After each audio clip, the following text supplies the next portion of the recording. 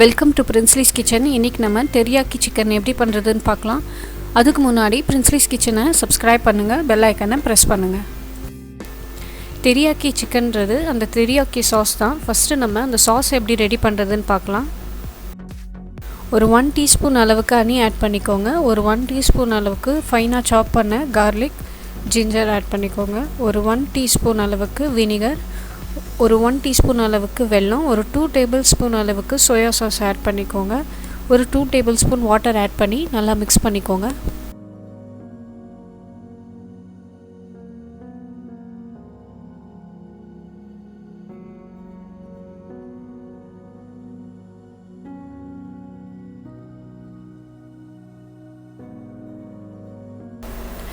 இப்போ நம்ம சிக்கன் பீசஸில் ஒரு 2 டேபிள் ஸ்பூன் அளவுக்கு கார்ன்ஃப்ளவர் ஆட் பண்ணிவிட்டு, சால்ட் தேவையான அளவு, ஒரு 1 டீஸ்பூன் அளவுக்கு பெப்பர் ஆட் பண்ணிவிட்டு நல்லா மிக்ஸ் பண்ணிவிட்டு நம்ம ஆயிலில் ஃப்ரை பண்ணி எடுக்க போகிறோம்.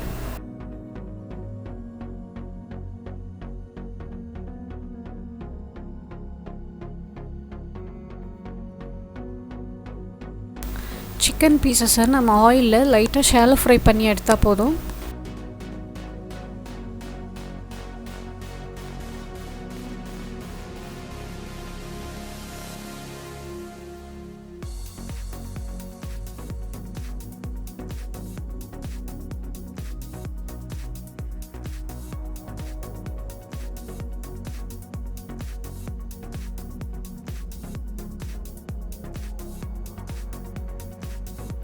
இந்த மாதிரி லைட்டாக கோல்டன் ஃப்ரை ஆனால் போதும். அதே மாதிரி அந்த சைடும் திருப்பிட்டு நல்லா ஃப்ரை பண்ணிக்கோங்க.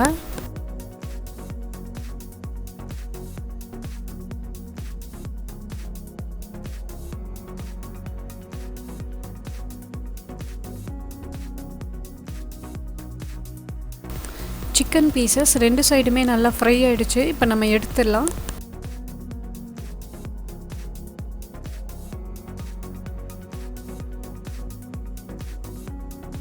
ஆயிலில் ஃபைனாக சாப் பண்ண பூண்டு, பச்சை மிளகாய் ஆட் பண்ணி நல்லா வதக்கிக்கோங்க. இதில் நம்ம ஃப்ரை பண்ணி வச்சுருக்க சிக்கன் பீசஸையும் ஆட் பண்ணி நல்லா மிக்ஸ் பண்ணிக்கோங்க ஃப்ளேவருக்காக. கார்லிக்லேயும் சில்லிலையும் நல்லா சிக்கனை மிக்ஸ் பண்ணதுக்கப்புறமா நம்ம ரெடி பண்ணி வச்சுருக்க அந்த சாஸை இதில் ஆட் பண்ணி நல்லா மிக்ஸ் பண்ணிக்கோங்க.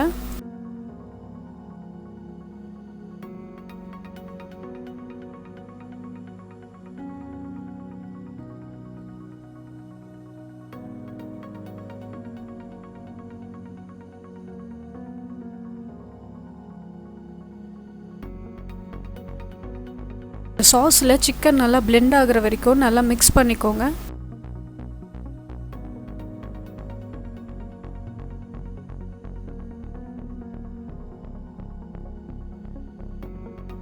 நம்ம ஆட் பண்ண சாஸ் ட்ரை ஆகி சிக்கனில் பிளெண்ட் ஆனோடனே நம்ம ஆஃப் பண்ணிடலாம். நமக்கு சிக்கன் ரெடி ஆகிடுச்சு.